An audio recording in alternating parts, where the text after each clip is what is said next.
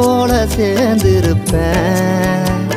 சொல்லு கட்டு போட்டு கட்டி வரும் புது பாட்டாத்தான் நான் படிப்பேன்.